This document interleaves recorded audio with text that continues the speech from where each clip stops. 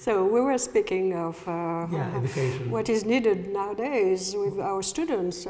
Respective It's funny because I think with at least 3 of my students, we've been discussing about how much we need to laugh now. And we were talking about Bergson, for instance, but also about like a stand-up comedy and about like jokes and how we need to be silly, and how much we need to laugh and to smile and to go delirious.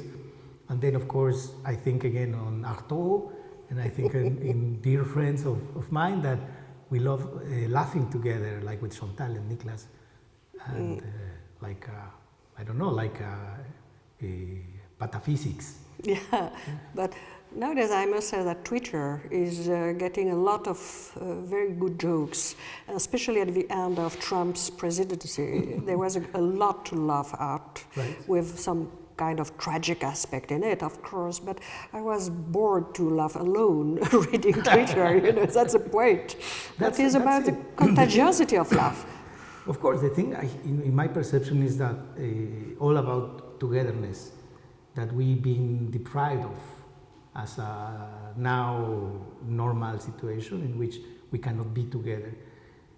In fact, I think this project, this exhibition is very much about being together as we are now. I asked Chantal and Nicolas to organize these conversations because I needed to see you. First of all, I need to see my friends, and I need to speak with my friends in person, not through a little window. And then I used a huge pretext for this, that is the exhibition. So I'm very happy about the possibility of finding a good pretext that makes me work, and it makes me go around in the city to recognize myself in my city, that is this city.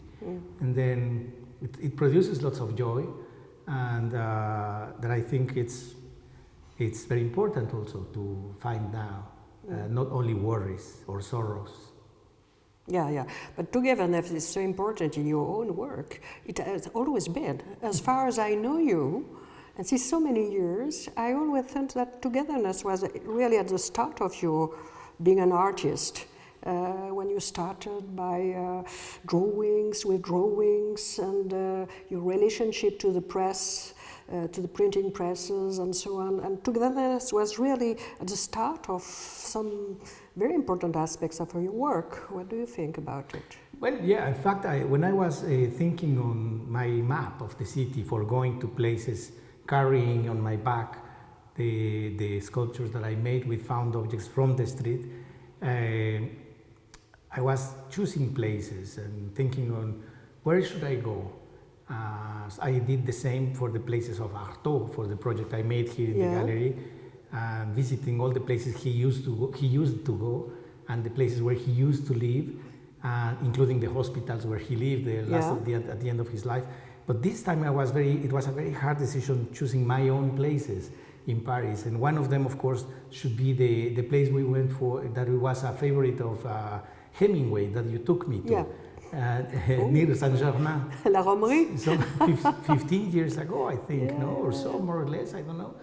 And but finally, it was a nice experience, like just choosing more restricted places, like maybe the longest of the journeys that I did for this exhibition was the Communist Party, and it was more because of the building of Niemeyer, and then the school, the Beaux-Arts, where I work now, and but I still miss going with you to La Romerie. But as a matter of fact, I'm thinking about pilgrimage, because the way maybe we could speak about the score you gave to yourself during this time of the confinement, and about the score, which is 1 hour, 1 kilometer around your own house, and how it becomes something in between the pilgrimage, the adventure, the wildness in the city. It's really impressive, the way you use this constraint to build the score. Exactly. I think for me it became very important, like as I think it was kind of a gift to my students, the idea of using restrictions as material, like scarcity, and all these boundaries that we live now, and they change every 2 weeks because of the decree of the president. Every 2 weeks we have to change the restrictions in the world, I mean, not only here. And so the restrictions for a certain period were not going further than 1 kilometer away from home for everybody, and not more than 1 hour. So I told my students, why don't we use this as material? And then some of them, they did beautiful things like to post them in Instagram. I did one myself, and they did some nice ones. But I took it for myself. Then I decided to use the attestation that I had to print and go out to the street. What did you write on your attestation? Art making. Art making in the streets, course. okay. And then I came from home to, which is in 68 Avenue Parmentier, near République, Oberkampf, Saint-Ambroise. And then I came to the space in Rose and Gilles that my friend Gilbert Brownstone allows me to use as a studio, that it's his foundation site. And then I was telling myself, I will go there every day for 1 hour, that is exactly, or a little bit more than 1 kilometer from home, collecting things that I find in the street that I could use for making art. Not garbage, but material. And happily I found some objects in these super clean Paris of these days. Yeah, I don't know why too it became clean. so clean. I was telling Marie-Laure the other day, where is my Paris? Where is my city? I need more things in the street. But no, I mean, luckily it's cleaner. I don't know. There's lots of shit there in the street. But anyways, that I cannot use. But I found something I could use, and I accumulated in Gilbert's place, promising myself also to construct sculptures that could be portable. And so I could carry them in my dérive or my promenade, I don't know how to call them, for during the restriction time. And now the curfew, of course, it's something that I cannot do at night. Maybe better for me, so I can stay home. But anyways, so this is kind of the score that as you name it, is nice. I didn't think of this as a score, but it's kind of a choreography, let's say, that I built for myself. Choreography, making choreography or score with the political agenda and the constraints of the time. Oh my God. So that's well, that's what we expect from an artist, no? Yeah. Don't we? No, well, yeah, I think it's. I mean, talking about the circumstance we are living now, the experience we are passing through as a generation, or as I don't know, an age of humankind, maybe so-called Anthropocene, I don't know. Maybe I would like not to use that, but the thing is that we are like experiencing also the instrumentalization of suffering and disease, but it's kind of part of humankind history as well. It's been always like that, using people's fear for political goals. I mean, I'm not talking about France in particular, but also maybe Mexico, my country where I'm from, and in many other places. And this perverse use of fear in general, historically, is super powerful. You know, like I think there is no stronger power or energy than fear, more than money or sex, or I don't know. Fear is super powerful, and it's disgusting, of course. So I try to not to produce more fear myself and for myself, but to produce some sort of constructive, not constructivist, but constructive, yet a time and space for producing something in a collaborative way, both with the gallery and with friends now that are like part of the project, like friends like Beto Cabrera and Gabriel Moraes, who accompanied me during the process of making the works that are in the show.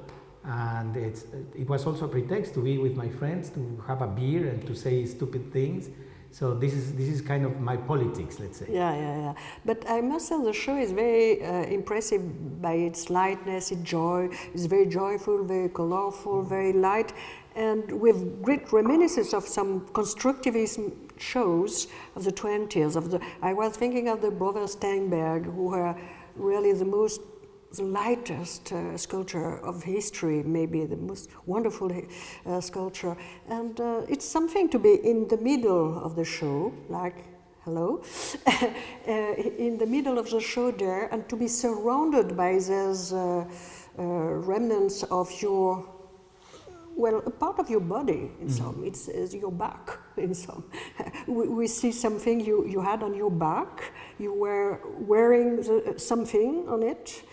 Yeah. How did you, can you explain how you did construct this kind of dispositif you had on your back? Well, you know, I have this reference that is from Mexico, where people carry goods, let's say, they are waiting in the markets, in the popular markets, mostly in the countryside of Mexico, in different big cities, there are big markets, and people work waiting for someone asking them to carry whatever they bought to home or to wherever they are taking it. And they wear this band that is pre-Columbian. In fact, it's called, in English, it's tumpline. In Mexico, we call it mecapal. So the person who works carrying these goods is called mecapalero. And so they use this kind of fiber band with leather sometimes, so to protect their forehead. So they put it here, and then they have all the pack on their back. And it's a very primitive thing, and I think it's a very smart thing. And I amassed a collection of images of people carrying things that way around the world, including Thailand, China, Japan, but also in other countries like in America, no? Mostly. So I tried to use these for myself to carry the sculptures that I made with the found objects from the restriction moment. And then But tell me, it means that the weight is on your front? In the forehead. So it means that the strength you have to have is here and here? No, in fact, it's from the head. It goes like you bend your body like a bit like this, and then it becomes a horizontal line. The mecapal, because the back is here, so you are carrying on this. You walk like this, of course, you will hurt yourself. So it's more like a very smart system using the less of the resources and the gravity. You know, it's using gravity. And you have your hands free. Exactly, you can carry more packs here. In fact, that's it, like a live turkeys. But it's a very powerful image to see somebody like that, because it brings out all the images of colonial powers, white people carried, even living people carried by black porteurs, like that. I remember all these images of colonial times. It's really impressive. In the collection of images that I made, I chose the most important for me ones, and I made a little folder with images that I will send to you, so we can share them also. And it's from the codex, from pre-Columbian codex to contemporary situations, but going through also the colonial times. And there you see like the explorers or the conquerors, like Spanish people in America, or what they called America, in fact. And they've been carried by Indians going up to the mountains in the Cordilleras, you know, in South America, in Peru, in Colombia. On the back of the people. So not to walk, so they used people to carry them in their back. And there are many images. Even there is one that I don't remember, maybe luckily, I don't remember the name of the artist, he made a self-portrait. So you can see the body, I mean, an Indian or an indigenous person, almost naked, of course, barefoot, going up on a mountain, carrying with a mecapal a chair, like literally a chair made of leather or so. And you see that there is a person inside the chair. You don't see the face, but you see the legs only coming out. And it happens to be the artist. So it's a self-portrait of the artist, so proud. But that. The artist was on the chair or on... No. The person sitting on the chair, on the other person is the artist.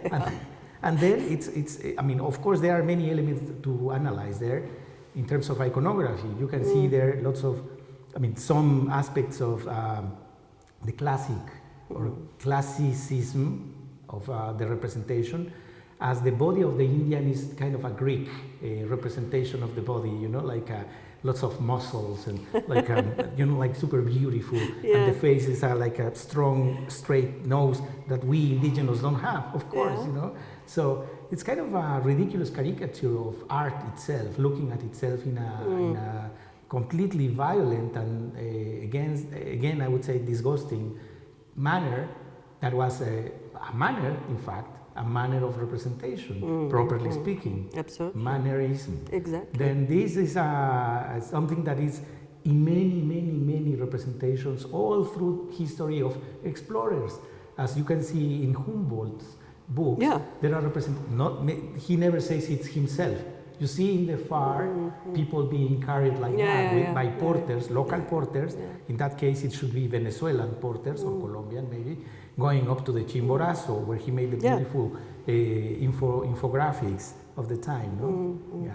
But in this sculpture, what is really strange is the fact that you see an abstract sculpture, something like constructivist sculpture, but there is still the imprint of the body, because it was a useful thing. It was something you had, it was your dispositive for your back, for your forefront, and so on. So there is something strange in these pieces, because you feel it, as a matter of fact. There is still the idea that this could be put on your back, and you can use it. It's functional, it works. So you can use it in the street of the city. And, right. Well, there is something, I like what you say, because of course, yes, I acknowledge very transparently, I would say, and humbly, my references, my genealogy, and evidently the Russian constructivism is in my sculptures. Not only now, but from many times before, as I spoke, and it's in a published dialogue I had with Mark Godfrey, the curator, who's also a friend and I work with, about this very important aspect of the language of art in my work, and how I accept all these references as transparently. Then one of these is the Russian, mostly I would say Rodchenkos, in the hanging of objects that are sometimes geometrically, more or less in my case. In his case, it's geometrical. No? And then some other like Lisitsky, or I don't know, this generation of beautiful, very politicized artists, but also like many others that I would say using scrap material like David Hammond's, evidently. And I would name now an important one that is not so evident in this work or in previous work of mine, that is Jimmy Durham. Of course. Mostly about in this case, as you are talking about some sort of anthropomorphy in the sculptures, that you can see my body, but not in a representation. It's like the reflection of Jimmy's about the chair as the seat of power and how to fight against this idea of the chair. So in that case, we should be sitting on the floor now, so to fight that paradigm in a way, you know. But I really love that idea as how the throne for the king was always represented. I mean, the chair of the king, or the chair of the pope, or the chair in the academy is also something, no? So for me, carrying in my back this chair was also trying to collapse the chair, my own paradigm, let's say, in a political way. So it's not naive, and I love very much what you are saying. No, it's really like a way for you to take care of not being involved ingenuously with a chair in a way. But there is the same ambiguity with the monotypes. I don't know how you pronounce monotypes in English. Monotype? Monoprint. Monoprint? Okay. Monoprint, that's the same. In Spanish we say monotipo, but that's because our Latin roots, no? So those monotypes are both a kind of mapping, but not really something else, and private mapping, public abstraction, what is it? Right, I think of them more as hybrids, literally, of a possible representation or a mental representation of the objects that the sculptures, let's say, that I made, but also the trajectories of my walkings in the city. So they become representation of nothing at the end, but that's the possible reference that I made the spots on the map, the little circles on here, there, there. Then I go from here to there, etc., and back to the gallery or back home. And then these movements, kind of a tai chi of my own silly promenade, became sort of a representation in an abstracted way, let's say. But I made before some of these monoprints in different places, different ways. And I like using oil colors, oil paint, on glass. And in this case, randomly, I received from the gallery, instead of glass, mirrors. So it went, as I told you, I completely horrified of looking at myself while making the drawing. And so you had to stop. No, I just terrible. tried to make a rush by doing it quickly, so covering the You don't want surface, to see. so to do the prints and not looking anymore at myself. But at the end, it was like it went funny. I mean, at a certain point, like the multiplication. I like remembering what Jorge Luis Borges, the Argentinian writer, said about. He said, "I hate mirrors and sex because they multiply human." And I think he was very right, like in a very silly way, if you want. I was kind of twice myself there. So I thought again in Lewis Carroll, I thought in like the promenade of Robert Smithson in the Yucatan, traveling with mirrors and putting them in the landscape. So multiply the landscape and nature and all these political ideas he had in terms of his observation of nature. And so my genealogy came again through this. So I was at the end very happy to keep the mirrors, not sure of showing them in the exhibition. So at the end it was a good thing, I think, so people can look at themselves. So it's not anymore me, myself only in there, but it's you. So now you are me, you know, and we politically become super powerful. We are in there, we all, no? And I was surprised by this last piece in this room, because I remember the title of the show, and the title of the show is quite difficult to understand when you get in the gallery. Well, La Señora de Las Nueces, or, and then you see that, and there is a kind of strange movement about it, and it's like some anthropological look at a gesture of opening. I must say I didn't know what it was. I'm a urban girl, lady, and I didn't know it was Nueces. So can you explain a little the relationship between this piece, this video, and the exhibition? Right. Because here it's very strange, because we don't see the Señora de las Nueces or the Olmec God. We all read something in the press about it. Right. Okay, you enter, there is no such thing as a statue or anything like that, but we have this instead. Yes. So maybe we can... Of course. I mean, literally, there is a lady breaking nuts. So that would be a very, again, very dry explanation or description, better said, of the work as related to the exhibition in general. But it happens that this lady is the French archaeologist Patricia Falguières, who's a good friend of mine, and we became friends because she's kind of the expert, a specialist making research on the Purépecha people. That is the culture of my father's family in the west, from the west of Mexico in Michoacán.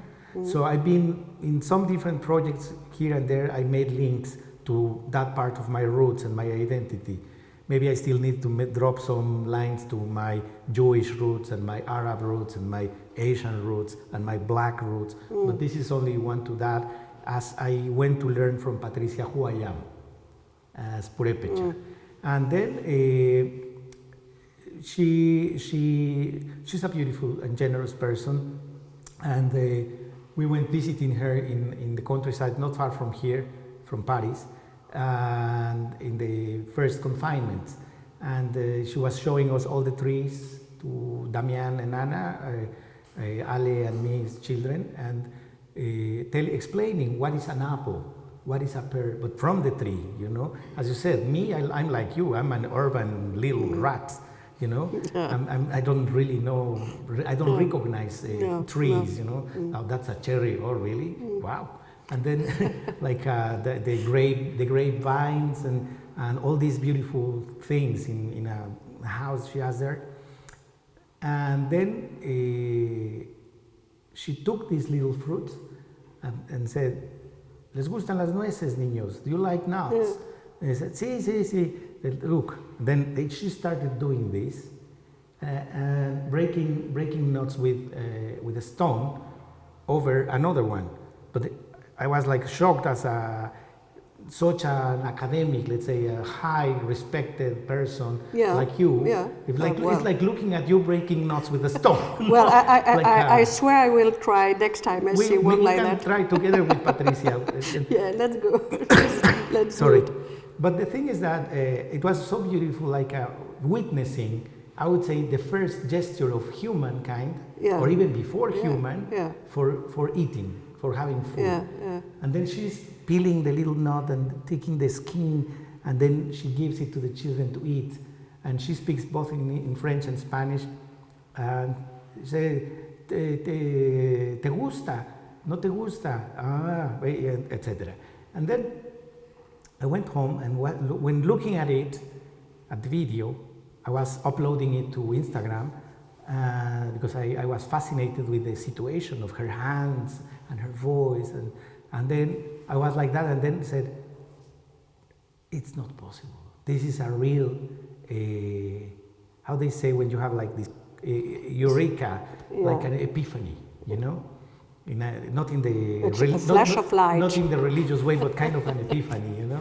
And then I remembered this anecdotic thing, maybe, about two children in the state of Veracruz, in the east of Mexico, from the town of Las Limas, that discovered an Olmec, now emblematic sculpture statue, by breaking nuts, you know.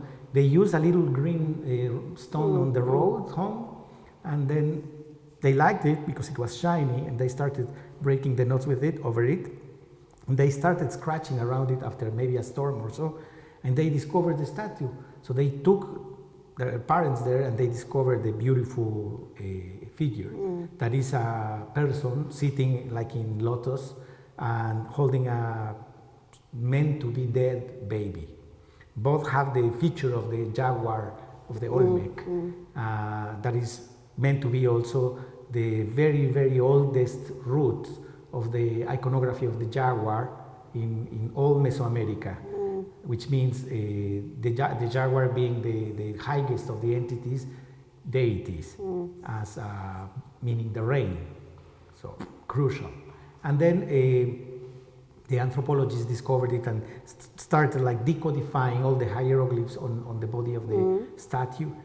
But when looking at this, I remember that anecdotic thing, and I went back looking at images, as I always was fascinated with the little sculpture. I was telling people here in the gallery that maybe for me it's one of the most important sculptures that I know as an artist. The other one would be Piero Manzoni, the Socle du Monde, that is upside down, and then the Mercurium fountain by Calder, Alexander Calder, and Alighiero Boetti fountain in which he's dropping water on his head and steaming, and this, the Señor de las Limas, is the name that, El Señor de las Limas. That's the way the people call it, and so I made a game of words from that, El Señor de las Limas, and La Señora de las Nueces, the Lady of the Nuts. I wanted originally to call it, and I spoke about this with Niklas, calling the exhibition Notre Dame des Noix, but it felt a bit... It could be a little too much. It felt a bit weird. Well, it can be and funny. Ambivalent. So I decided not to do so and keep it in Spanish, like referring to El Señor de las Limas, the statue, but like keep it here, like in my own reference and my own personal thing. But it happens also that there is a big a possibility that the Señor de las Limas, according to the anthropologist, was a portable statue. So the priests used to carry it in their bags. This is so beautiful. With the mecapal. So Yeah. that's kind of the tool I made for making this exhibition, like appealing to my own personal, subjective, and arbitrary and contradictory references, including the Russians, the constructivists, Jimmy Durham and many others, but also El Señor de las Limas. So. But we owe so much to so many children who discovered prehistoric things. It's always the same thing. Kids are playing in the ground, in the cavern and so on, and they discover Lascaux or they discover a statue. There is something, I remember somebody writing about this, the relationship between kids' discoveries and Paleolithic art, for instance, or antiquity, and this is something maybe to look after. But I was impressed by the fact that it's always about a gesture. The fact of carrying on your back something, or the fact of opening nueces with some rock, and it's. I told you, I was thinking of Leroy-Gourhan and Leroy-Gourhan School and this tentative of writing a history of anthropology by remaking the same gesture as the gesture supposed which made, I don't know, rock weapons and such things, you know. And this is really interesting because it was a great revolution in anthropology. The idea that it's not about knowing from afar or knowing in a kind of vertical relationship, but knowing by doing the same thing as the people you are studying. This kind of imitation of the gesture. And this was a great step in anthropology. It was a new way of understanding the relationship between the anthropologist and the subjects. It was a more horizontal way because in order to know, you have to do the same thing, and you have to have the same kind of gestures, the same kind of body language and body attitude. And I think this is really interesting. And we didn't think about it as a kind of political statement from anthropologists, it was a great rupture, because before that you have the anthropologist, the armchair anthropologist, or the anthropologist going to some community and looking at the people like animals, you know, from a distance. From afar, right? From very far. And on the contrary, what about the fact of doing the same gesture and trying to produce the same object? I think this is really interesting to look at. Of course. Well, I think there is maybe another good reference for me. I'm talking about this, what you are mentioning about children, you know, children playing, and then about children. Children, and then suddenly they discover Lascaux, the painting in the caves walls, as an accident, maybe. And there are many jokes and gags in magazines and etc. of how these maybe paintings on caves were made, and maybe they say it was children painting with like a, you know, as just playing around and not really taking so seriously as they think it was, you know. But anyways, what I was thinking in terms of references that Robert Filiu, that he mentions also, like maybe the way I was thinking like this, someone who was the first one breaking a nut and then discovering something tasty and nurturing inside. Maybe the aspect is weird, you know, and then suddenly you eat it and then you, genius, eureka, you know. And then also maybe the first person, who was it who opened an oyster, such a disgusting thing inside, and yet eat it and discovers a universe of flavor and culture, I would say, that identify now globally what it means eating oysters. You know? But Filiu, what he says is, who was the first fly who dared to fly? And he called it the genius fly. He said, okay, there is a fly that suddenly says, I will fly. And the other fly say, no, don't do that, don't do that, don't do that, don't do it, it's so dangerous. And then the fly flies, and it flies. So that's it, you know, that's the genius, lady of the nuts. I remember a book by a colleague of mine called Dominique Lestel, who is a specialist of ethology, philosophy of animal techniques and so on. And in the book, I remember some zoologists did discover some animals do have the ingenium, the genius of using a tool, like something like a rock, to open something. And this is a great divide between animals. The animals who have, and more, Lestel thinks that there is kind of some sort of culture, because the first animal who tries to do that gives to his son or daughter, I don't know, to his kids, how to open a nut or something like that in the same way.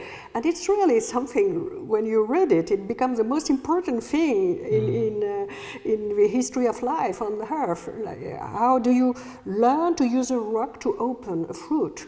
And well, I think this is very interesting also, but I would say that also it's humans looking at animals doing this basic gesture, like maybe someone saw an ape, a chimpanzee or gorilla opening a fruit with a stone, and we copy them. As I think also the very, very birth of dance for me, maybe for me, this is my theory, maybe you will laugh at me and I would love that.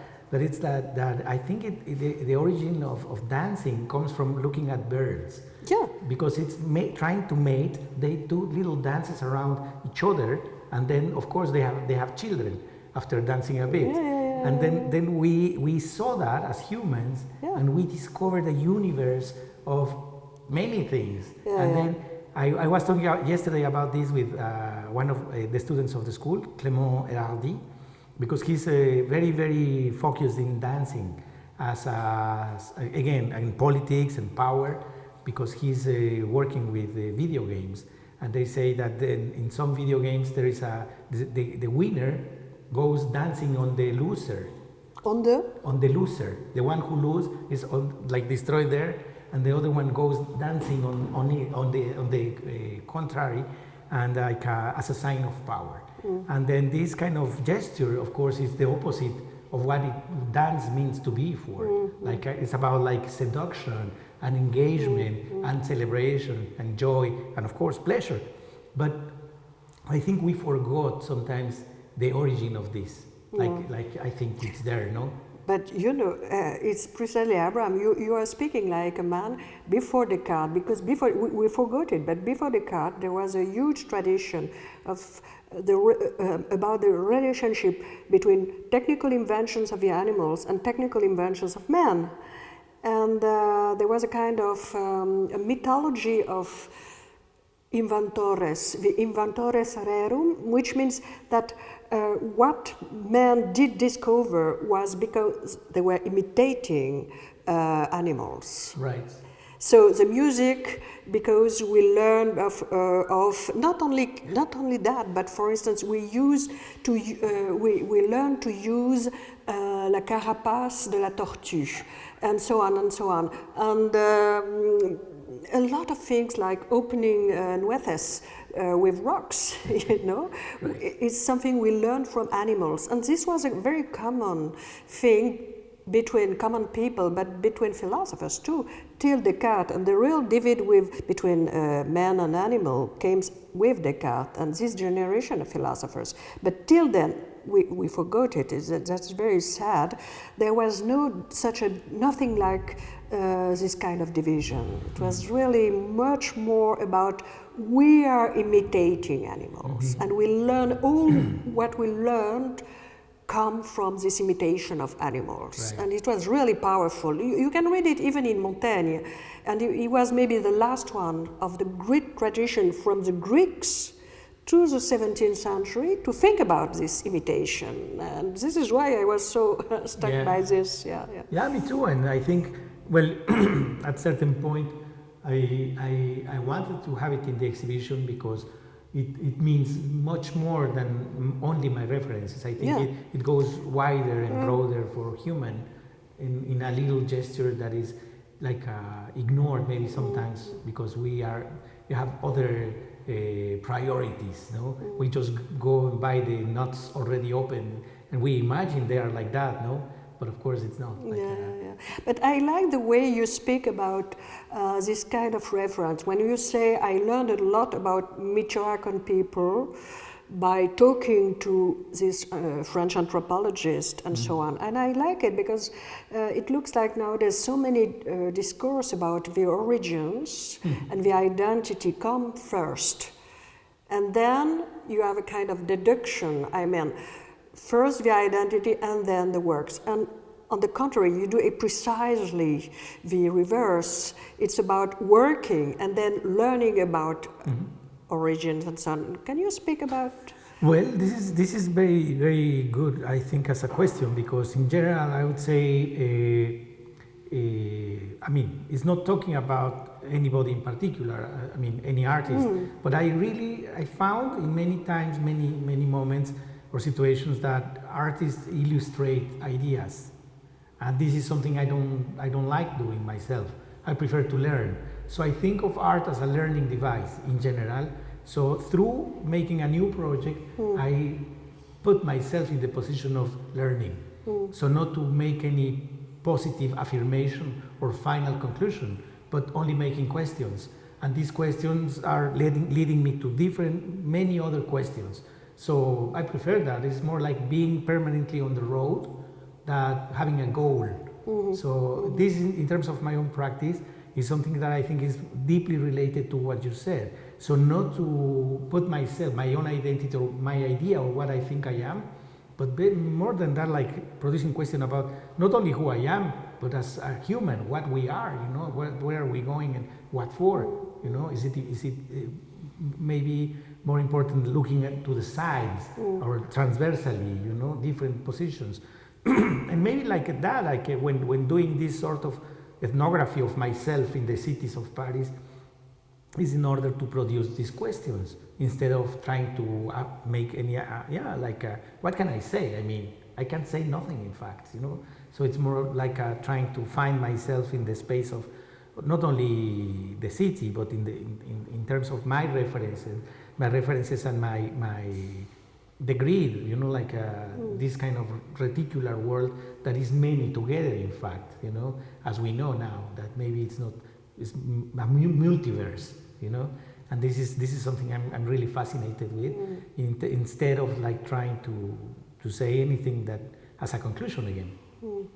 But for instance, the fact that you are traveling a lot and you're accustomed to living abroad is really important too, because for instance, there's pieces when you're in Paris, they take an over, in the context of Paris, it's difficult not to think about Le Chiffonnier by Baudelaire, and the way Walter Benjamin did write about Baudelaire and La Figure du Chiffonnier and so on. It's really like a kind of conflagration of reminiscence at the same time. It convokes a lot of associations here in Paris, precisely. But strangely enough, we have to go through Michoacan and Mexico and so on to get back to this kind of Baudelarian or Benjaminian tradition. It's interesting to see that nothing is given once and for all. You have always to construct a path between very diverse territories, and I think it's really very important in your work. Yeah, I mean, of course, I think, in terms, again, of my references, it could be also maybe simplistic, not simple, but simplistic, to approach like the idea of the landscape painters, which is also a French idea, like the painter with the backpack, you know, going to the landscape and having a romanticized view. Or Cézanne. That's exactly the guy I'm talking about, you know. It's a kind of mythology of the artist himself. In this case, I'm trying to kind of reverse that, but I'm not against, of course. That would be also naive, you know. It's more about like trying to produce a question, again, about a different paradigm in terms of thinking. That's my real goal, maybe, if I have one. You know, trying to get rid of the language we are using to discuss things. So not to make nothing new, but to like when you put a sock like the other side, you know, and then you use it for different purposes. Yeah. So this very basic thing that is also a gesture of lots of violence, we have to say, it's true. It's through an act of violence. Of violence is that you discover maybe something. This is the paradigm for me. This is it. To open, to crush the nut, to crush. Maybe to share it with you. You know, that would be more less romantic. It should be more generous, let's say. You know, instead of like eating the world. No, it's not like that. Yeah, but seriously, I feel like maybe last time we were talking about this Chinese thinker that I like very much. His name is Zhairong Xiang. He's trying to construct I don't know what's the word. In fact, it's not deconstruct, but not to construct. It's something else. Trying to develop some sort of paradigm in terms of epistemology that is not anymore a paradigm. So it doesn't go hegemonic, let's say. How to do that? That's my question. Possibly, I don't know. Crushing the net. I don't know. But this is really beautiful and promising for me, at least. And he goes studying two deities from two different cultures, from the Babylonic and the Aztec, that are monsters. And in terms of the perspective of the colonizer, when they discovered these two deities, they say it's a monster, but the monster is feminine, of course, you know. So this kind of strange, authoritarian, vertical, male, or I don't know how to say now, about nature, for instance, cannot be standing there anymore. That's what I think or perceive from that reading of Zhairong Xiang. I will give you the book. I promised it to you. I was not able to find I will anything send by it to him. you anyways. But this is that for me. That's what I feel deeper, maybe, if you want, in terms of not talking about myself, you know, but it goes through myself, as you said, of course, because this is what I have, you know. But it's always about something much more interesting for me than images. Your work is never about images, never. No. And now I think a lot of people do use in a very simple way and very assertive way the images as a kind of affirmation. And you work, I think, maybe I'm wrong, but I think it's always about doing, about kind of techne in the old Greek sense. You are doing something, you are producing something, and what in the process of production, in the process you become more intelligent by learning, because in the process you only have to learn. You cannot be assertive and to give only a definition. And many people use the image in a very definitory way, which stop the process of evolution and stop the process of learning. And I think this is really, it's about the ethical of teaching too. That's really important. It's very old also, and you know this, like that professor who only made questions to the students, no? Yeah. So that's the maieutics of the present, I think, you know? Like, how do you answer a student if not with questions? It's also from Taoism, I think, you know? It's not anything I'm discovering. Yeah. Anyways, I think I'm very happy, like finding more questions every day with every new project. Yeah. I have a question. When you did your walks on the street, did people ask you questions? Not really. No, people maybe they made questions to themselves, like saying, "What's that? What's that?" Like, not to me. No, and sometimes at certain point there were people like taking pictures of me with their cell phones. Like I remember one, like I didn't notice, but the Gabriel who was with me, my student, he told me that one said he was in a call. This person was on a phone call, and he said, "Stop! I have to take this picture. Hold on." And then took a picture of me, and then he continued his conversation after. So this kind of thing maybe, but not. They never addressed me directly to produce any question. And maybe later at home they said, "I saw something very strange in the street," But I mean, I don't know. Are there some other questions? Hi, thank you for the talk. Okay. I was wondering about the gesture that I have to imagine the gesture and the gesture of holding or Yeah. we never see it in the exhibition. So why you choose to not showing us the records of your traveling? I think it's a very good question, in fact, and I decided not to make it part of the exhibition, but keep it for my records. That's why I asked friends to document everything, both the printing in the storage of the gallery and the walks in the street.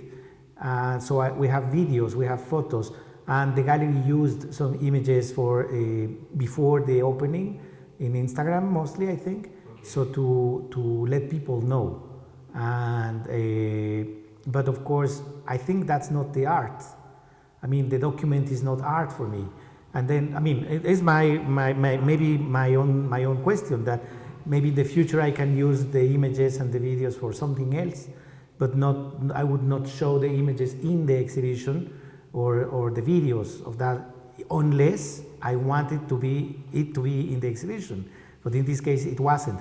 So like maybe in one of the previous exhibitions I made here in the gallery, I did show a video of myself running in the streets of Paris from right to left instead of the normal Western logic of running from from left to right.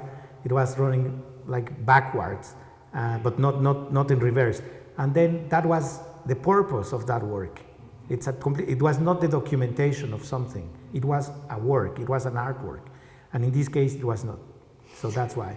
But maybe we can speak about the fact that all these pieces are suspended, because I think it's really important. But not only we have a kind of empreinte of your back in a way, because it's made to be on the back, but it's suspended like a skin after use.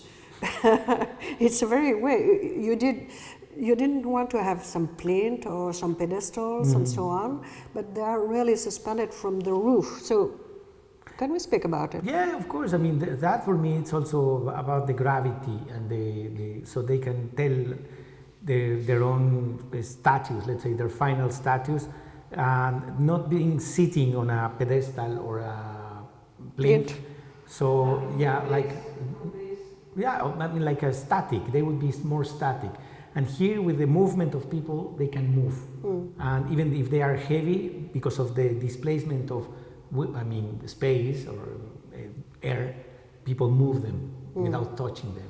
And that, because it becomes sort of a ballet of sorts, like of objects. And that for me, it could mean that it's definitely unfinished, because they are still transforming themselves in a different thing. Even if we don't perceive that, and that's something I believe gives them some sort of autonomy as well. They don't depend anymore on me, and they also, you can see how they are made. I was telling that you cannot find any technique in there, because I don't know, no technique myself. So it's more about like they tell their own stories, even including that you say that there is some sort of imprint of the activity, or some destruction evidence as they are broken or so. But also I think it's more like the stories they can tell in not in an animistic way, but in a process. Like I remember a work by Robert what's his name, Robert Morris. It's a little box that inside includes the recording of its own production, the sound of its making. So you listen like or the hammers and the tool use, and the material itself, it's telling its own story, like the lead sculptures of Serra also, and so on. I mean, like there is again different routes for different genealogies, as an artist, of course, including all of those that I didn't know about the chiffonnier, so I will look for that. So that's again learning. But those I know, I always try to be very transparent, and I think these works also try to speak on their own. You know, that's what I expect, at least. Yeah. So do you mean that this work could be continued? Each piece could be in the process of remaking and enriching itself? Or? Look, I think... Because there is a beautiful equilibrium at the same time. There are some specific things that I think in the long term they might change because of the material itself. It's not lasting long like rubber bands. The material that is latex, it doesn't last really long. But you can, I mean, this for me, it's more, in the case of this one, the white one, that is PVC plastic here, just here, near the door, and lots of rubber bands that I find in the street. I keep collecting them from every time I find one, I collect. So I have like lots of bands, from hair bands and rubber bands, and I think these would be maybe in the future, they would need to be replaced or just leaving the work, not, to change, not replacing them. This is the story of them.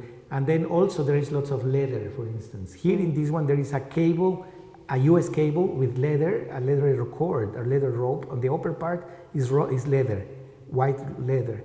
And then the next part is a USB cable. And then I think the combination, it's beautiful. For me, I love it because it's two universes of the highest of the technologies, and maybe again the oldest of the things that you can use for something. Like, I don't know. But anyways, the leather, maybe because it's holding the weight of the object, it might snap or break in a certain point. But me, myself, if it was like someone asking me what I would do, I would just make a new knot. But because they can change. So not trying to reproduce the original pure state of the, no. But many times, mostly institutions that acquire or get these works, they like to keep exactly as it was the original work by the artist, you know, with the hand of the artist, etc., etc. But it's a big problem for the institution. I experienced this before many times. I got the best of the questions when asked about this. So that's the kind of transformation I really believe in, because it's in the laws of physics. You cannot stop transformation of energy and matter. This is our destiny. We will die and we will be. This is I try to explain to my children. Like the fly, we find it, we put it in a pot with a plant, so it will transform into soil, and the soil will nurture the plant that I will make a tea with. So the tea becomes me, so the fly becomes me, and I become the fly. So this is something I really, really love, because I believe in that, and it's not religion, it's physics. I was wondering, listening to you, if there is the same thing in Mexico, in the countries than in the Balear. Benjamin says there is a very beautiful thing about a text by Benjamin is in the Balear, in Ibiza. And he makes a wonderful description of the Ibicenca house, and which has nothing, but is a kind of perfection of rationalism. And the people are building their own house, of course. And there is only one element which is precious, is the chair, or 2 chairs, or 3 chairs, 4 chairs, no more. And the chairs are always hanging on the wall.